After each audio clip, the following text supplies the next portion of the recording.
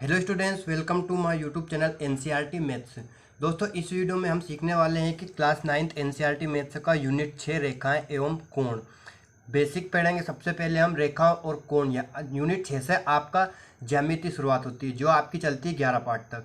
तो ये आपको बहुत कठिन लगता है बच्चों को इसे पर समझना, तो मैं आपको पहले बेसिक समझाऊंगा। बेसिक समझने के बाद अगर आप प्रश्नावली करोगे तो आपको सबसे सरल पार्ट कौन सा लगेगा, ज्यामिति सबसे सरल लगने लगेगी। बस आपको क्या है, ध्यान से समझना है और हर एक बात को जो हर एक शब्द में जो लिखने वाला हूँ उसे आप अपने पेन पेपर लेकर उसमें आप नोट कर लीजिए, नोट्स बना लीजिए, ताकि आपको कभी भी जब एग्ज़ाम टाइम पे आप एग्ज़ाम में जाएं तो इसे एक बार पढ़ जाएं तो आपका जो बेसिक है वो क्लियर हो जाएगा। बेसिक के बिना आपका कुछ भी क्लियर नहीं होगा। अगर आप बेसिक नहीं समझेंगे तो आपका बिल्कुल भी नंबर नहीं मिलेंगे, बिल्कुल भी आपको समझ में नहीं आएगा। डायरेक्ट अगर आप 6.1 पढ़ने लग जाओगे तो कुछ भी समझ में नहीं आएगा। सबसे पहले आपको क्या समझना होगा, बेसिक, और उसे याद करना है, लिखना है, नोट्स बनाना है, ना कि इस वीडियो को देखकर चले जाना है। ठीक है बच्चों, वीडियो में अंत तक बने रहिएगा। शुरुआत करते हैं हम। सबसे पहले लेते हैं बिंदु। ज्यामिति पढ़ने वाले हैं। सबसे पहले हम समझेंगे ज्यामिट्री के जनक कौन है। ज्यामिट्री के जनक आपके हैं महान वैज्ञानिक यूक्लिड। महान वैज्ञानिक यूक्लिड ज्यामिति के जनक कहे जाते हैं। ठीक है बच्चों, अब पहला पॉइंट बिंदु। अब बिंदु क्या होता है, इंग्लिश में बोलते हैं पॉइंट। जैसे कि आपका ये क्या है, एक बिंदु है। ज्यामिति की शुरुआत कहाँ से होती है, आपके बिंदु से। अब ये बिंदु है आपका। अब इस बिंदु की ना तो ऊंचाई होती है, ना लंबाई होती है, और ना ही चौड़ाई होती है, कुछ भी नहीं होता है। और इस बिंदु को अपन कैपिटल, इंग्लिश के कैपिटल अक्षर से दर्शाते हैं, ना कि स्मॉल अक्षर से। किससे? इंग्लिश के कैपिटल अक्षर से दर्शाया जाता है बिंदुओं को। ठीक है बच्चों, आ गया होगा आपको समझ में कि बिंदु की क्या, ना तो लंबाई होगी, ना ही चौड़ाई, और ना ही ऊंचाई होती है, कुछ भी नहीं होता है। एक बिंदु होता है। ठीक है बच्चों, और उसे इंग्लिश के कैपिटल अक्षर से दर्शाते हैं, स्मॉल अक्षर से मत दर्शाना वरना आपका गलत हो जाएगा। तो आपको समझ में आ गया होगा कि बिंदु किसे कहते हैं, बिंदु क्या होता है। तो एक बिंदु ले लेते हैं अपन कोई सा भी एक तल में। एक जैसे कि रजिस्टर आपका तल है, अब यहाँ पे अपन एक बिंदु लगा लिया, तो अब ये बिंदु हो गया ए। अब इसकी ना तो लंबाई होती है, ना ही चौड़ाई होती है, ना ही ऊंचाई, कुछ भी नहीं होता है, बस एक ये क्या होता है, बिंदु होता है। अगर होगा आपको समझ में बिंदु किसे कहते हैं। उसके बाद अपन लेते हैं रेखा। सेकंड नंबर पे आपका क्या आता है, रेखा। इंग्लिश में बोलते हैं आप लाइन। इंग्लिश में क्या बोलते हैं, इसे लाइन कहा जाता है। अब इसमें ध्यान से समझना कि लाइन किससे कहते हैं। जो आपकी एक सीधी लाइन खींचती है उसे लाइन नहीं कहते हैं। बहुत सारे बिंदुओं से मिलकर जो बनती है उसे रेखा कहते हैं। मतलब रेखा बहुत सारे बिंदुओं का संग्रह होती है। रेखा दोनों तरफ अंत तक चलती है। जैसे कि आपका बहुत सारे बिंदु हैं यहाँ पे ये। अब इन सारे बिंदुओं से मिलकर जो बनता है उसे क्या बोलते हैं अपन, रेखा कहा जाता है। इसे क्या बोलते हैं अपन, रेखा। अब रेखा की खासियत होती है कि ये दोनों तरफ क्या है, अनंत तक जाती है। इधर की साइड भी अनंत तक जाएगी और इधर भी अनंत तक जाएगी। इसे क्या बोलते हैं अपन, रेखा कहा जाता है। क्या कहते हैं इसे, रेखा कहा जाता है। अब रेखा में ना तो ऊंचाई होती है, ना ही चौड़ाई होती है, लेकिन लंबाई होती है। देखो बहुत सारे बिंदु हैं। अब बिंदुओं की ना तो क्या होती है, चौड़ाई होती है, ना ही ऊंचाई ना लंबाई, लेकिन बहुत सारे बिंदुओं को अगर अपन मिला देंगे तो उसकी क्या होती है, लंबाई होती है। क्या होती है, बहुत सारे बिंदुओं का संग्रह जो होता है आपका रेखा कहलाता है। अब यहाँ पे ए बी एक रेखा है जो इधर की साइड भी अनंत तक जाएगी और इधर भी साइड अनंत तक जाएगी। रेखा में आपकी ना चौड़ाई होती है ना ऊंचाई होती है, क्या होती है, लंबाई जरूर होती है। ये आपकी यह क्या है, लंबाई है। समझ गए होंगे आपकी रेखा किसे कहा जाता है। अब रेखा को दर्शाते कैसे, जैसे कि आपकी ए और बी एक रेखा है तो इसे इस प्रकार से लिखते हैं। ये ए बी क्या है, आपकी रेखा है, ए बी। और ये ऊपर की साइड जो ऊपर ऐसा चिन्ह लगा होता है उसे क्या बोलते हैं अपन, रेखा कहा जाता है। इसे क्या कहते हैं अपन, रेखा कहते हैं। समझ गए होंगे आपकी रेखा किसे कहते हैं। एक बहुत सारे बिंदुओं का संग्रह है आपका क्या कहलाता है, रेखा कहलाता है। रेखा की ना चौड़ाई होती है ना ऊंचाई होती है, सिर्फ लंबाई होती है। और ए बी के ऊपर जो ये तीर का निशान लगता है दोनों तरफ की साइड, तो इसे क्या बोलते हैं अपन, रेखा को दर्शाया जाता है। अब रेखा का पुत्र होता है आपका रेखाखंड। क्या आता है, यही समझ लिया आप। रेखाखंड किसे कहते हैं, रेखा का पुत्र क्या कहलाता है आपका, रेखाखंड। अब रेखाखंड एक छोटा सा हिस्सा होता है जिसकी लंबाई निश्चित होती है, उसे अपन क्या बोलते हैं, रेखाखंड कहते हैं। जैसे कि आपकी ये एक क्या है, एक रेखा है। ये क्या आपकी एक रेखा है। अब यहाँ से लेकर यहाँ तक अपन ले लें, ये ए होगा और ये बी होगा। अब रेखाखंड की छोटा सा हिस्सा होता है रेखा का जिसकी लंबाई होती है, लंबाई क्या निश्चित होती है। जैसे कि अपन खींचते हैं ना कि एक 3 सेंटीमीटर का रेखाखंड खींचो, तो इसकी लंबाई कितनी हो गई, आप कुछ भी ले सकते हो 3 सेंटीमीटर। रेखाखंड की लंबाई क्या होती है आपकी, निश्चित होती है। तो रेखाखंड का रेखाखंड क्या होती है, रेखा का पुत्र होता है, मतलब रेखा में से ही हिस्सा लिया जाता है। रेखा में से अपन थोड़ा सा हिस्सा लेंगे तो उसे क्या बोलते हैं अपन, रेखाखंड कहा जाता है। उसकी निश्चित लंबाई होती है। आगे होगा आपको समझ में कि रेखाखंड किसे कहते हैं, रेखा का ही एक हिस्सा होता है जिसकी लंबाई क्या होती है, निश्चित होती है, और इसकी भी चौड़ाई और ऊंचाई नहीं होती है। अब इसका ध्यान रखना, किरण। अगला क्या है आपका, किरण बेबी। किरण इंग्लिश में बोलते हैं आपको रे। अब आपने किरण, सूर्य की किरण सुना होगा, सूर्य की किरण। अब सूर्य की किरण, सूर्य से जैसे कि आपका एक कुछ भी बैटरी है या फिर सूर्य है। अब यहाँ से जो आपका ये मान लीजिए सूर्य, अब यहाँ से सूर्य की किरण चली तो वो कहीं भी नहीं रुकती है। जैसे कि आप अंधेरे कमरे में है, जैसे कि आप एक कमरे के अंदर है लेकिन वहाँ पे उजाला है, लेकिन सूर्य का प्रकाश वहाँ नहीं आ रहा है, लेकिन वो टकरा टकरा कर आता जाता है। तो रेखा जो होती है आपकी, इसका प्रारंभिक बिंदु होता है लेकिन अंत बिंदु नहीं होता है, जो चलती ही जाती है, कहीं पर भी खत्म नहीं होती। प्रारंभिक बिंदु होता है लेकिन अंत बिंदु नहीं होता है, उसे क्या बोलते हैं अपन, रेखा कहते हैं। और ये क्या होती है, उसे इंग्लिश में रे, सॉरी किरण बोलते हैं, और इंग्लिश में क्या बोलते हैं, रे कहा जाता है।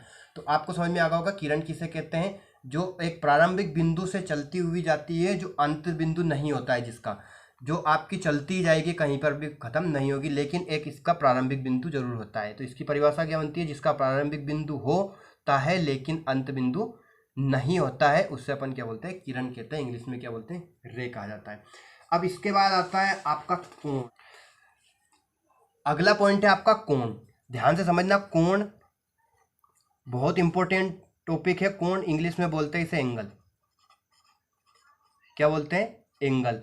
तो कोण की परिभाषा यहां बनती है, दो रेखाओं के बीच झुकाव को कोण कहते हैं। क्या बोलते हैं, दो रेखाओं के बीच, दो रेखाओं के बीच झुकाव को क्या बोलते हैं अपन, कोण कहते हैं। कोई सी भी चीज है, अगर आप उसे मोड़ देंगे, जैसे कि ये अंगली है, अब ये सीधी है, अब यहां से अपन ने इसे मोड़ दी, तो जो यहाँ पे जो बनता है आपका, ये क्या आपका कोण कहते हैं इसे। ये क्या बनता है आपका, कोण बनता है कहीं से भी।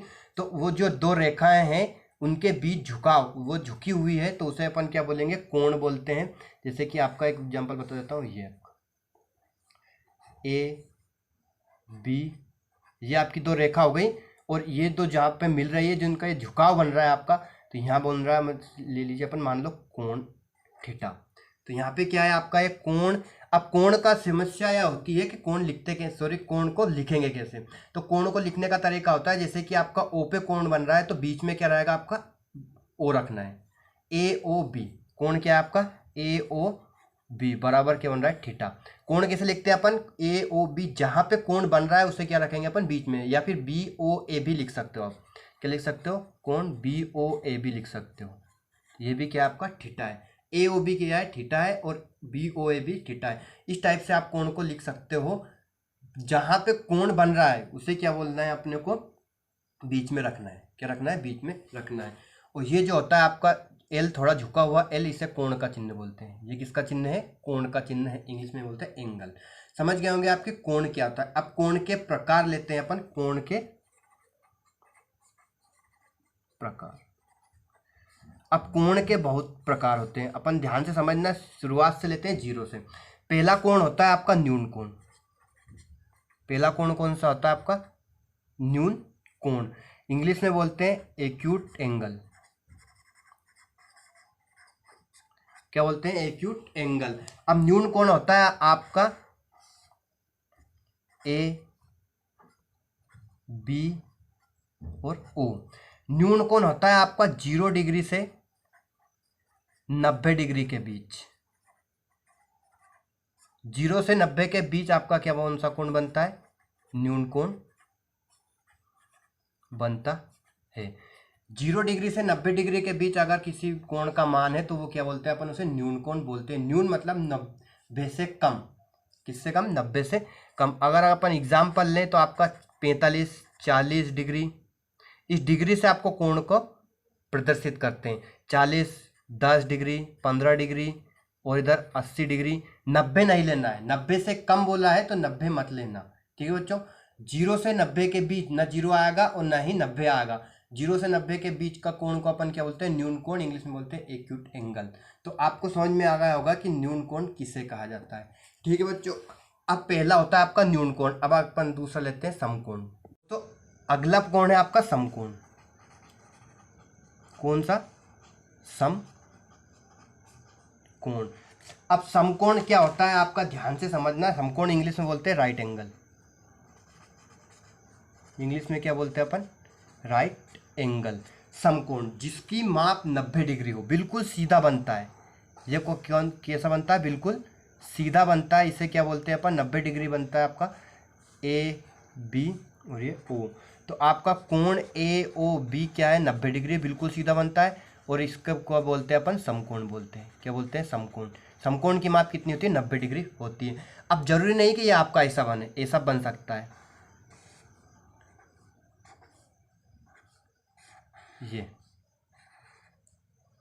ये भी क्या है आपका? समकोण है। क्या है? समकोण है, 90 डिग्री है। क्यों? क्योंकि एक भुजा बिल्कुल सीधी होनी चाहिए, इसकी एक रेखा बिल्कुल सीधा जो बनता है उसे अपन क्या बोलते हैं? समकोण। समकोण बोलते हैं राइट एंगल। इंग्लिश में क्या होता है? 90 डिग्री माप वाले को अपन क्या कहते हैं? समकोण। उसके बाद आता है आपका अधिक कोण। अधिक कोण। अधिक कोण जो होता है आपका उसे बोलते हैं ऑब्ट्यूस एंगल। इंग्लिश में क्या कहा जाता है? Obtuse angle. जिसकी माप, जिस कोण की माप 90 से अधिक और 180 से कम हो उसे क्या कहते हैं अपन? अधिक कोण कहा जाता है। 90 तक आ गया, अब 90 से अधिक और 180 से कम वाले कोण की माप जो होती है उसे अधिक कोण कहा जाता है। इसका जो चित्र बनता है वो ऐसा बनता है। अब इधर की साइड 90 डिग्री तो यहाँ तक हो गया, अब इधर की साइड लेना है इसे। तो ये कौन सा बन गया आपका? ए ओ बी थीटा मान लो। तो ये कौन सा है आपका? अधिक कोण है। ये जो कोण बनता है आपका क्या बनता है? अधिक कोण बनता है। अधिक कोण की परिभाषा में अपन लिख देते हैं कि 90 से 180 डिग्री के बीच, 90 से 180 डिग्री के बीच वाले माप को क्या बोलते हैं अपन? अधिक कोण कहा जाता है। इसका ऐसा चित्र बनता है। अब एग्जाम्पल ले लेते हैं अपन, जैसे कि 105 डिग्री। ये कौन सा कोण है आपका? अधिक कोण है। जैसे कि 120 डिग्री, 85 डिग्री, सॉरी 95 डिग्री। 90 से अधिक लेना है। तो ये सभी कोण कौन से? अधिक कोण है। अब समझ गए होंगे आपके अधिक कोण किससे कहा जाता है? Obtuse angle. जिसकी 90 से 180 के बीच माप हो उसे क्या कहा जाता है? अधिक कोण कहा जाता है। अब इसके बाद लेते हैं अपन स्ट्रेट एंगल, सरल कोण, जिसे आप 0 डिग्री या फिर रिजु कोण भी कहा जाता है। चौथा है आपका सरल कोण। इंग्लिश में बोलते हैं अपन स्ट्रेट एंगल। अब ध्यान से समझना, सरल कोण, स्ट्रेट एंगल जो आपका बिल्कुल सीधा बनता है। अब ये जो बन रहा है आपका, ये आपका बिंदु है। ये जो बन रहा है आपका, ये कौन सा है? 180 डिग्री का कोण है। कितना है? 180 डिग्री का कोण है। इसे सरल कोण भी कहते हैं और क्या बोलते हैं अपन? रिजु कोण भी कहा जाता है। क्या कहा जाता है? रिजु कोण। जिसकी माप कितनी होती है? 180 डिग्री। 180 डिग्री वाले कोण को अपन क्या बोल सकते हैं? ए ओ बी। तो कोण ए ओ बी की माप कितनी है आपकी? 180 डिग्री है। तो 180 डिग्री वाले कोण को सरल कोण बोलते हैं, इंग्लिश में स्ट्रेट एंगल, और रिजु कोण भी कहा जाता है इसे। ठीक है बच्चों, आ गया होगा आपको समझ में कि सरल कोण किसे कहते हैं। दोस्तों पांचवा है आपका वृहत कोण। क्या है? वृहत कोण, रिफ्लेक्स एंगल। अगला कौन सा है आपका? वृहत कोण, इंग्लिश में क्या बोलते हैं? Reflex angle. जिसकी माप 180 से अधिक और 360 से कम हो उसे क्या बोलते हैं अपन? वृहत कोण कहा जाता है। जैसे कि आपका इसका चित्र कैसा बनता है, ध्यान समझना। ये आपका एक लाइन बन रही और ये, अब ये कोण जो है आपका ये वाला नहीं बनेगा वृहत कोण। वृहत कोण कौन सा? ये वाला बनेगा, ए ओ बी। तो ये आपका क्या है? वृहत कोण है। कौन सा है? वृहत कोण। जिसकी माप 180 से 360 के बीच। 180 से अधिक और 360 डिग्री से कम वाले को क्या बोलते हैं अपन? वृहत कोण कहा जाता है। रिफ्लेक्स एंगल जिसकी माप 180 से अधिक हो, अपन एग्जाम्पल ले लेते हैं 195 डिग्री, 210 डिग्री, 320 डिग्री, 198 डिग्री। ये सभी कोण कौन से? रिफ्लेक्स एंगल है, वृहत कोण जिसकी माप 180 से अधिक और 360 से कम होती है, उसे क्या बोलते हैं अपन? वृहत कोण बोलते हैं। अगला आपका छठा और लास्ट है संपूर्ण कोण। कौन सा आपका? संपूर्ण कोण। इंग्लिश में बोलते हैं कंप्लीट एंगल। इंग्लिश में क्या कहा जाता है इसे? कंप्लीट एंगल, जो आपका 360 डिग्री का बनता है। अब देखना है यहाँ से, तो ये आपका संपूर्ण कोण नहीं है। संपूर्ण कोण कौन सा ना? यहाँ से चले अपन और पूरा वापस यहीं आ गए। एक गोल घेरा है, जहाँ से अपन चले थे वहीं वापस आ गए, पूरा घूम के वहाँ क्या बनता है आपका? 360 डिग्री का कोण बनता है। इसे अपन लिखते हैं थीटा। यहाँ थीटा कितना है आपका? 360 डिग्री। 360 डिग्री वाले कोण को क्या कहते हैं अपन? कंप्लीट एंगल, संपूर्ण कोण कहा जाता है। तो आपको समझ में आ गया होगा कि संपूर्ण कोण किसे कहते हैं। तो एक बार और अपन रिवाइज करेंगे शुरुआत से कि कोणों के प्रकारों को ध्यान से समझना। न्यून कोण होता है आपका 90 से अधिक और 0 से अधिक और 90 से कम। 0 से 90 के बीच को अपन न्यून कोण बोलते हैं। उसके बाद आपका दूसरा है समकोण। समकोण होता है आपका 90 डिग्री, राइट एंगल जिसे बोलते हैं अपन। 90 डिग्री का कोण को क्या बोलते हैं अपन? समकोण त्रिभुज कहता है, राइट एंगल। उसके बाद अधिक कोण एब्ट्यूस एंगल जिसकी माप 90 से अधिक और 180 से कम हो। 90 से 180 के बीच को अपन अधिक कोण कहते हैं। उसके बाद आपका 180 आ गया। 180 वाले कोण को बोलते हैं अपन रिजु कोण। कौन सा? सॉरी, रिजु कोण भी बोलते हैं, सरल कोण भी बोलते हैं, स्ट्रेट एंगल।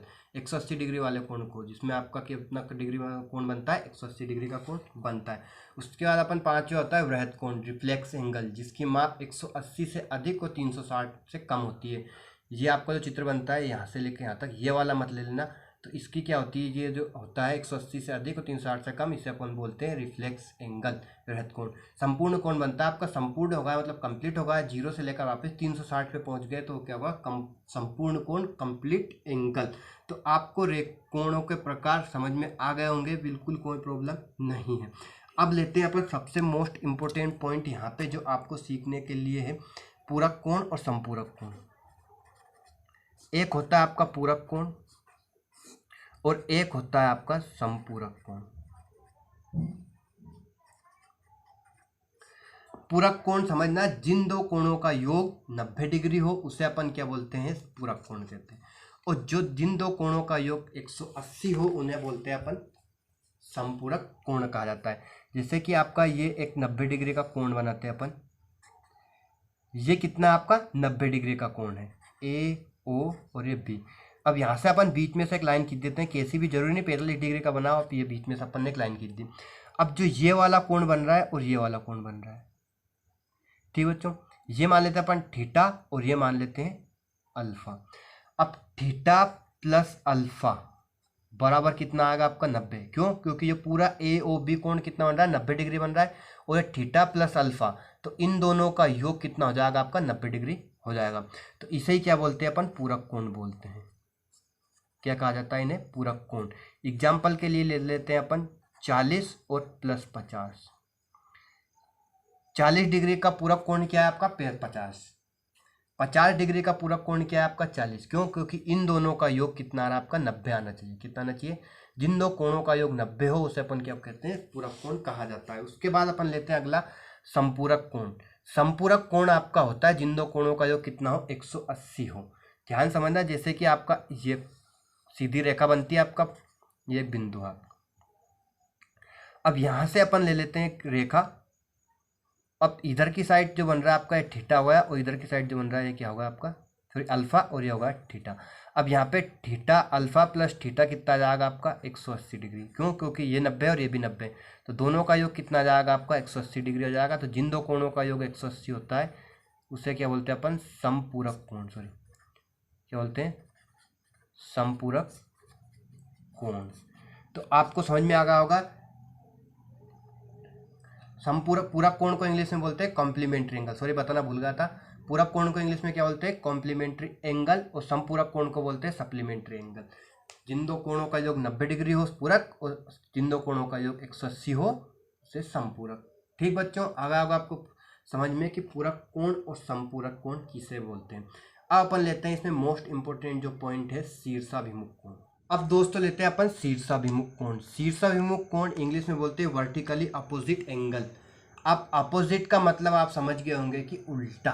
क्या समझ गए होंगे आप? अपोजिट का मतलब कि उल्टा। उल्टा की मतलब जैसे कि होता है आपका कि ये जो एक बिंदु है इसके चारों तरफ बने कोणों का योग कितना होता है? 360 डिग्री होता है। जैसे कि एक बिंदु लेते हैं अपन, अब एक बिंदु के चारों तरफ बने कोणों का योग कितना होता है? 360 डिग्री होता है। अब यहाँ पे देखना, जैसे कि मान लो ये वाला कोण है आपका 180 माइनस थीटा, ये कोण मान लेते हैं अपन, ये क्या है? थीटा है। तो अब शीर्षाभिमुख कोण का मतलब होता है जैसे कि BOC कोण क्या है? 180 माइनस थीटा, तो आपका DOA वाला कोण भी क्या होगा? 180 माइनस थीटा ही होगा। जो ये वाला कोण है कौन सा? BOC, वही आपका रहेगा DOA और D। तो इन दोनों कोणों का योग क्या, इन दोनों कोणों का मान क्या होगा? बराबर होगा। तो इन्हें क्या बोलते हैं अपन? शीर्षाभिमुख कोण कहा जाता है। जैसे इस कोण का मान क्या है? थीटा, तो इसके अपोजिट में जो कोण बनेगा इसका मान भी कितना होगा? थीटा ही होगा। शीर्षाभिमुख मतलब इनका शीर्ष अलग हो, एक ही हो। 180 माइनस थीटा, तो इसके अपोजिट में कौन सा बन रहा है आपका? AOD कोण, तो इसका मान भी क्या होगा? 180 माइनस थीटा। इस कोण का मान कितना है आपका? थीटा, तो इसका मान भी क्या होगा? थीटा। जैसे कि आपको मैं एग्जांपल बताता हूँ कि ये मान लीजिए आपका 45 डिग्री है। कितना है? 45 डिग्री है। तो इस कोण का मान भी कितना होगा आपका? 45 डिग्री होगा। कितना होगा? 45। लेकिन अब आपको याद रखना है कि जो ये ABCD, अब इसमें ये ध्यान रखना है जैसे कि ये वाला कोण है तो ये कोण का मान कितना होगा? इस कोण का मान होगा 180 में से 45 घटाएंगे, वो रहेगा। आपको मन से हर कुछ नहीं लिखना है। 180 में से अपन क्या करेंगे? माइनस 45 करेंगे। 5 ये होगा, 7 में से 3 और 1, तो इस कोण का मान कितना होगा आपका? 135 डिग्री। क्यों? क्योंकि एक सीधी, जैसे कि यहाँ अपन लेते हैं AOC, ये जो रेखा है बिल्कुल सीधी रेखा है ये। अब ये रेखा कितने डिग्री कोण बनाती है? 180 डिग्री कोण बनाती है। तो अब ये 45 होगा, तो ये 180 माइनस 45 रहेगा। सॉरी, हाँ, 180 माइनस 45 तो 135। ये 45 है, तो अब इसका मान भी कितना आएगा आपका? 135 आएगा। तो आगा ना, देखो ये वाला कोण और ये वाला कोण दोनों क्या है? शीर्षाभिमुख कोण बोलते हैं इन्हें। क्या बोलते हैं? शीर्षाभिमुख कोण। शीर्षाभिमुख कोणों का मान क्या होता है? बराबर होता है। तो आप समझ गए होंगे कि शीर्षाभिमुख कोण किसे कहते हैं। अब इसके बाद एक होता है आपका रेखिक युग्म। क्या बनता है आपका?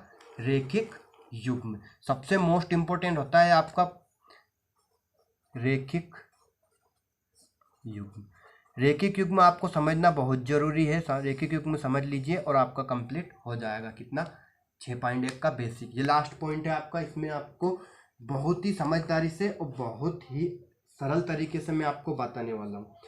दोस्तों, रेखिक युग्म समझने से पहले आपको समझना होगा कि आसन्न कोण किसे कहते हैं। आसन्न कोण किसे कहते हैं? तो आसन्न कोण का मतलब होता है आपका, जैसे कि आपका ये चित्र है, इस चित्र से आपको समझ में आएगा कि आसन्न कोण किसे कहते हैं। ये मान लीजिए आपका A, ये होगा B, ये होगा C और ये होगा आपका D। अब यहाँ पे देखना, ये ले लेते हैं अपन, और एक कोण ये हो गया। अब आसन्न कोण किसे कहते हैं? अपन रेखाखंडी ले लेते हैं।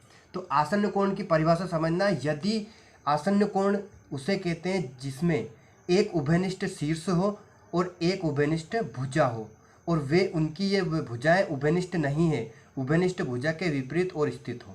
ठीक है बच्चों, जो उभयनिष्ठ भुजा नहीं है वो उभयनिष्ठ भुजा के क्या हो? विपरीत जाती हो। समझना इस चित्र से कि आसन्न कोण कौन कौन से, ध्यान से समझना। जैसे कि आपकी ये वाली रेखा है और एक ये रेखा बन रहा है, आपका ये बन रहा है थीटा और ये क्या बन रहा है आपका? अल्फा। अब थीटा और अल्फा का एक उभयनिष्ठ शीर्ष है, क्या है? बी। इन दोनों का एक उभयनिष्ठ शीर्ष क्या है? बी है। और इन दोनों का आपकी जो उभयनिष्ठ भुजा क्या है? डी है। जैसे कि आपका कहाँ बन रहा है? देखना, एक थीटा कोण का बन रहा है ABD।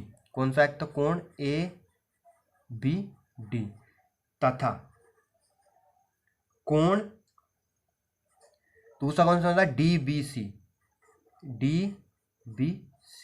तो ये दोनों कोण क्या है? आपके आसन्न कोण है। क्या है? आसन्न कोण, क्योंकि इनकी एक उभयनिष्ठ भुजा है, कौन सी? D, और इन दोनों का उभयनिष्ठ शीर्ष भी क्या है आपका? B। डी भी आपकी उभयनिष्ठ भुजा है और उभयनिष्ठ शीर्ष क्या है आपका बी।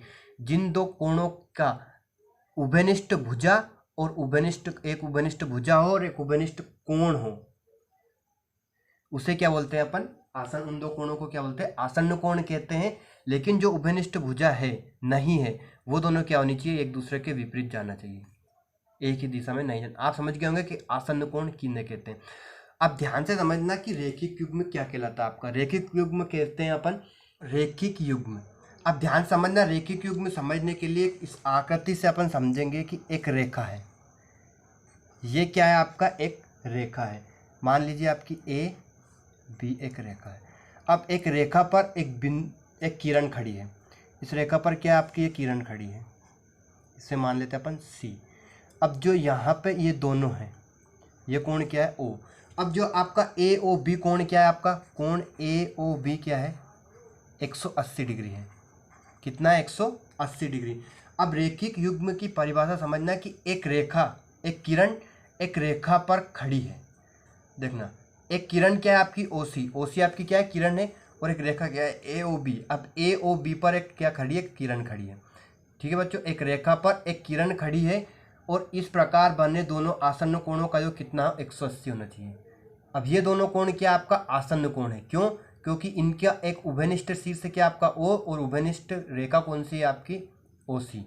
ओ से लेकर सी तक आपकी क्या है, रेखा है। अब इन दोनों का उभयनिष्ठ कोण क्या है आपका, शीर्ष ओ और उभयनिष्ठ भुजा क्या आपकी ओ सी। तो इन दोनों पर जो कोण बनता है उन दोनों का योग 180 है, तो उसे क्या बोलते हैं अपन, 180 डिग्री योग होना चाहिए।